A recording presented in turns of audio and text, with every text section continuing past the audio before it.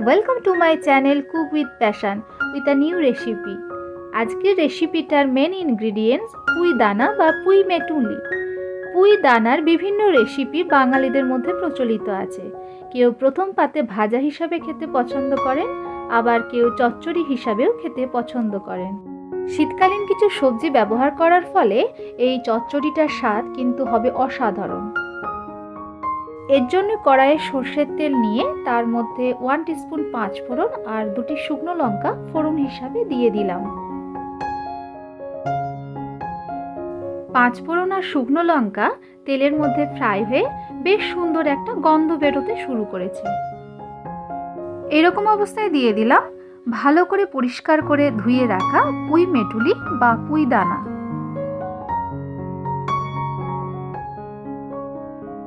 এরপরে দিয়ে দিলাম মাঝখান থেকে 2 অর্ধেক করে কেটে নেওয়া কয়েকটি শিমের টুকরো, আর এর সঙ্গে অ্যাড করছি একটি মূলোটা আমি গোল গোল চাকতি করে এবং পাতলা করে কেটে নিয়েছি। আর এর ওপরই ছড়িয়ে দিলাম হাফ টেবিল স্পুন নুন। এরপর সমস্ত ইনগ্রিডিয়েন্টস একসঙ্গে প্রায় 1 মিনিটের কাছাকাছি ভেজে নেব। আর হ্যাঁ, এই রান্নাটা অনেকের কাছেই পরিচিত আর অনেকের কাছেই অপরিচিত, তবে এই রান্নাটির স্বাদ অনেক সুস্বাদু।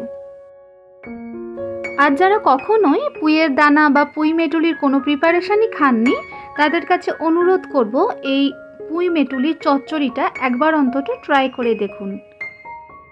এবার এর মধ্যে হাফ টিস্পুন হলুদ গুঁড়ো, 1 টিস্পুন আদা বাটা আর একটি আলু লম্বা ছোট ফালি করে কেটে অ্যাড করে দিলাম।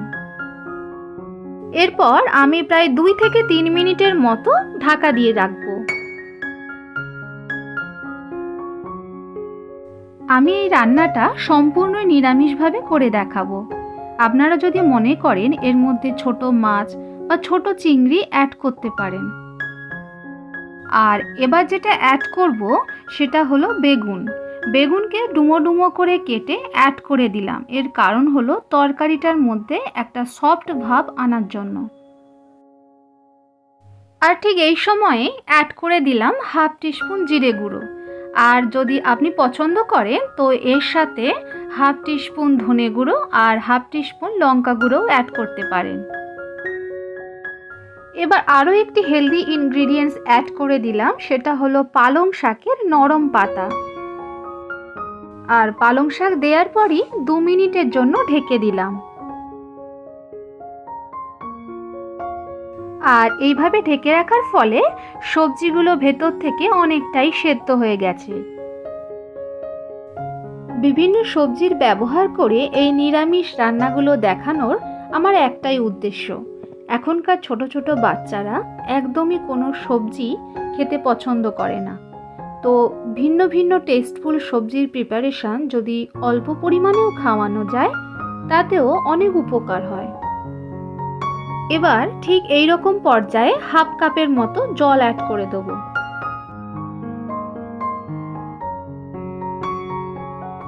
এরপর আবারও 2 মিনিটের জন্য ঢেকে দিলাম। এইভাবে 2 মিনিট ঢেকে রাখার ফলে সবজি পারফেক্ট নরম হয়ে গেছে।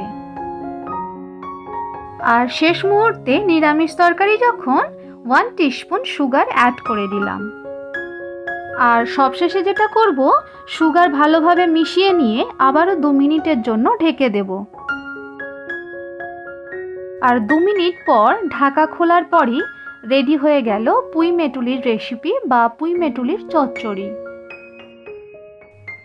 আশা করি এই রেসিপিটা আপনাদের অনেকেরই ভালো লাগবে, বিশেষ করে যারা নিরামিষ সবজি খেতে পছন্দ করেন। আর যদি ভালোই লেগে থাকে তবে লাইক, শেয়ার, কমেন্ট আর সাবস্ক্রাইব করে পাশে থাকুন। Thank you for watching.